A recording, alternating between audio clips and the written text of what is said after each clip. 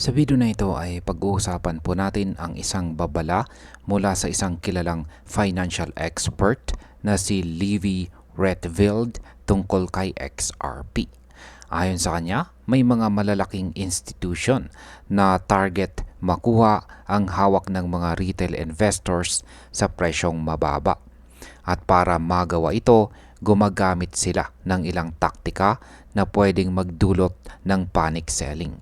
Kaya pag-uusapan po natin kung paano po ito nangyayari, anong mga galaw sa market ang dapat po nating bantayan at bakit maaring magkamali ang mga magbebenta ng kanilang XRP ng maaga. Kaya yan po ang siyang ating pag-uusapan sa video na ito. Pero bago po tayo magpatuloy ay pakibasa na lamang po muna ang disclaimer dito po sa ibaba ng ating screen. Yan, simulan po natin sa kung bakit sinasabi ni Retvild na gusto ng mga institution ang XRP ng mga retail investors. Ayon po kay Retvild, malinaw ang motibo ng mga institution. Gusto po nilang bilhin si XRP sa pinakamababang presyo mula sa mga maliliit na investors.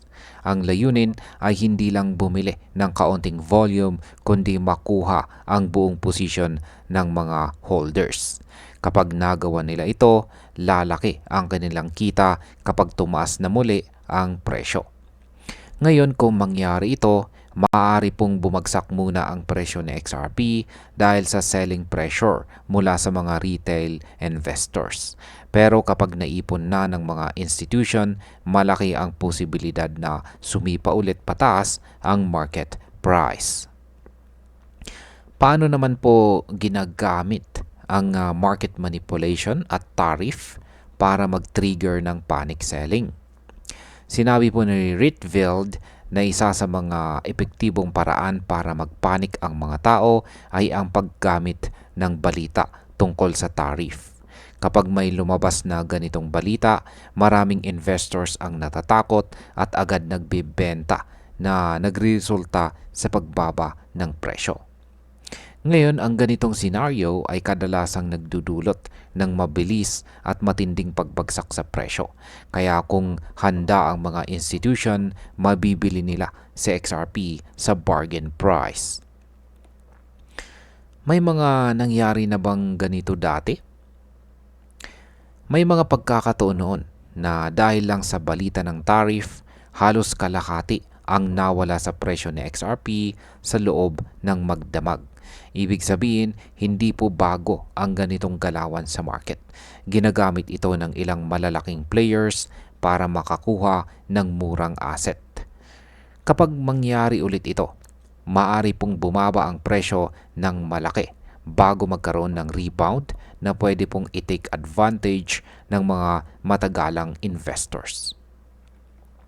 Ano naman po ang kinalaman ng geopolitical tensions dito?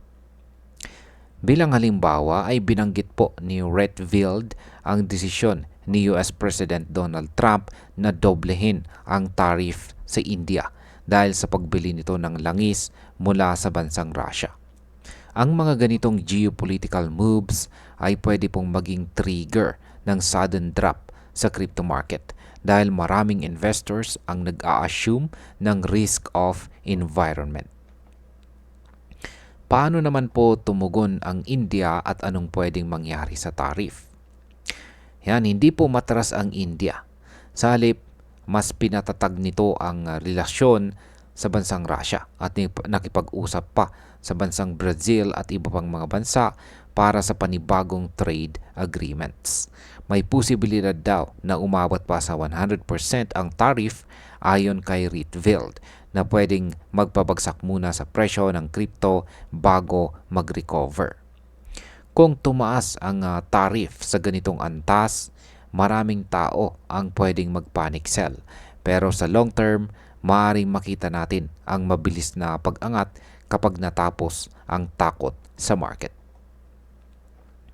Ano naman po ang nangyayari sa institutional accumulation ngayon? Yan, sa kasalukuyang bull run ay mas agresibo ang mga institution sa pag-iipon ng crypto kumpara noong taong 2020 to 2021. Noon, si MicroStrategy ay nakabili ng higit 70,000 Bitcoin.